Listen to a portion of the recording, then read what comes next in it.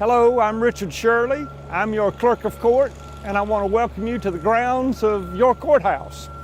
We call this the new courthouse. It was erected in 1991, so we've been in the building about 27 years. The one across the street, of course, it was built in 1897. It's been here a while. We call it the historic courthouse. This courthouse is dedicated to simply court operations. We have the solicitor, we have the clerk of court, and of course we have family court, common pleas court, general sessions, and the offices of our judges. My office has three distinct duties. We keep up with everything that happens inside the courtrooms at general sessions court, common pleas court, which is civil court, and family court.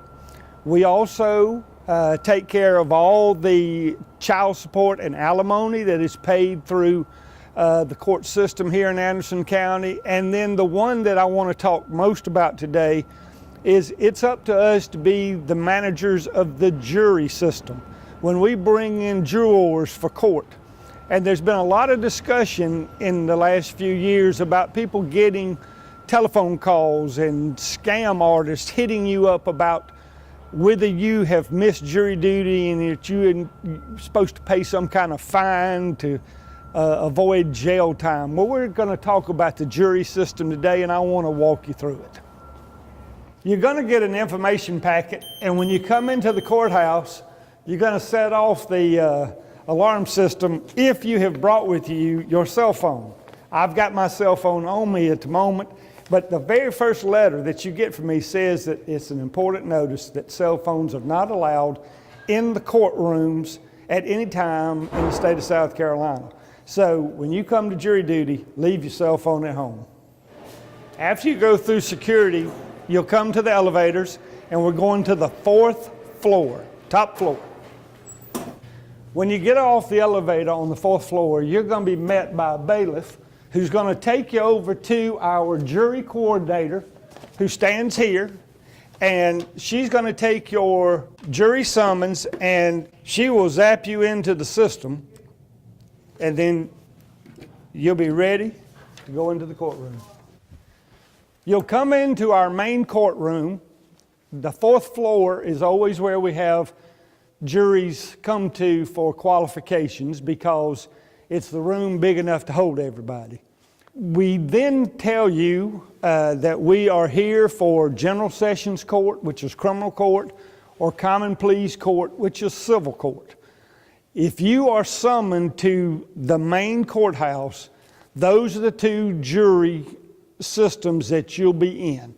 You can also be summoned to city court down at City Hall. You can also be summoned to magistrate's court in any of our jurisdictions. But if you get a letter from me signed by Richard Shirley, it is to come to this building in this 4th floor courtroom. Our judges sit up here behind my chair, and we have a resident judge in Anderson, we have a resident judge in Oconee County, and we have one judge who is called at large. He has jurisdiction all over the state, but he resides in our courthouse. Our resident judge in Anderson is Lawton McIntosh. Our resident judge in Oconee County is Scott Sprouse, and our at-large judge is Cordell Maddox. Anderson County and Oconee County make up the 10th Judicial Circuit. There are 16 judicial circuits in South Carolina. There are 46 counties. So every district has more than one county in it. Some have 3, some have 4. There's even one in the lower part of the state that has 5 counties in it. But Anderson and Oconee County make up the 10th Judicial Circuit. When we bring folks in for jury selection, we seat them in the rows here behind me. I usually give a few opening remarks, and then we go through a series of questions that the judge asks to see if first you are qualified to be a juror in South Carolina, and especially Anderson, and then secondly, if you have some exemptions that would keep you from serving.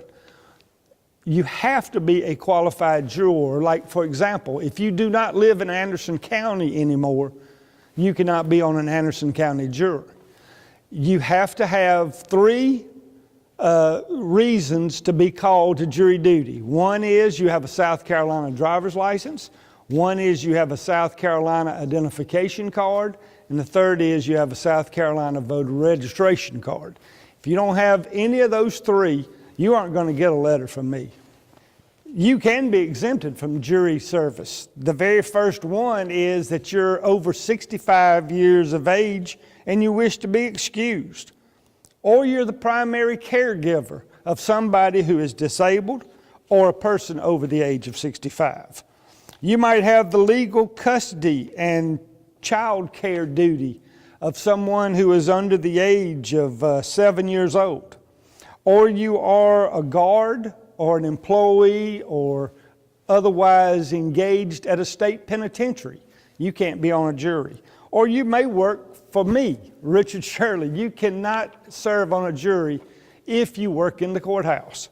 There are other exemptions, like you can be a student or a teacher. And if it's during the school year, you can ask the judge to move you to another term of court. That is the great thing about jury service, is that we do have some flexibility. And so when somebody calls you up with a scam and says that you have missed jury duty and it's time to go to jail or pay this hefty fine, folks, they are just pulling your leg. Nobody is going to contact you by telephone and say that you're due to go to jail or pay a fine. The first thing we would do, if we got up here one morning to pull juries and we did not have enough people, and we looked at our list and said that Sally Joe or John Doe or Mr. X had not come to jury duty, the first thing we would do is try to call you on the phone and say, did you get your jury summons? You're not at the courthouse today. That's the first thing we would do. We may send a deputy out to your house, but he would or she would be in a full deputy's car, fully uniformed, and say, did you not elect to go to jury today? And he may be instructed by the judge to bring you here. But as far as calling you up and saying that you have a fine or you are going to jail unless you go buy a credit card and mail us the money, that is not the way the Anderson County jury system operates. This is our jury box, and this is where the 12 who are chosen to listen to a trial are seated. It's a long trip from getting your summons in the mail to being right here as one of the 12. Anytime you have questions about that, I want you to call my office. If anybody approaches you on the telephone, through the mail, in person about jury duty, and you don't think that they're legitimate, you call us at 864-260-4053. And the table of contents on that telephone will take you to the juror information line, or you can ask to speak to me personally, and that's option number 7 on the phone. You can ask me if you're on the list. I have a master list on my desk that tells me who has been called to jury duty, and I can tell you if you're on it or not.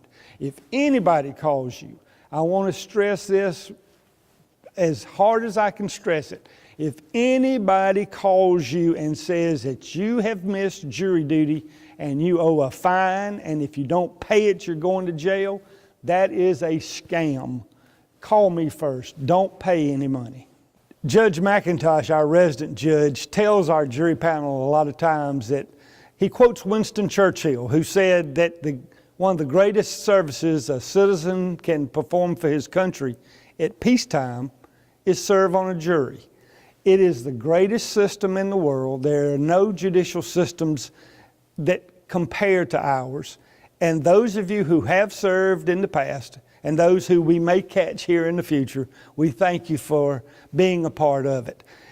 I can't tell you in the 7 years that I've been the clerk of court how many times people have told me that they were apprehensive about coming down here, but once they were part of it, saw how it operated, and took part in the process, it's really an educational thing. Our 12 jurors end up bonding together. They're friends who have served on long trials that may last a week or so, who end up staying in touch with each other. We want you to be part of the jury system. If you are summoned, we will welcome you here. We'll make it just as easy as we possibly can on you. Just don't fall for a scam. If you have any question about it whatsoever, please call our office. Thank you for visiting with us today at Anderson Courthouse. This is Richard Shirley, and I'm the Clerk of Court.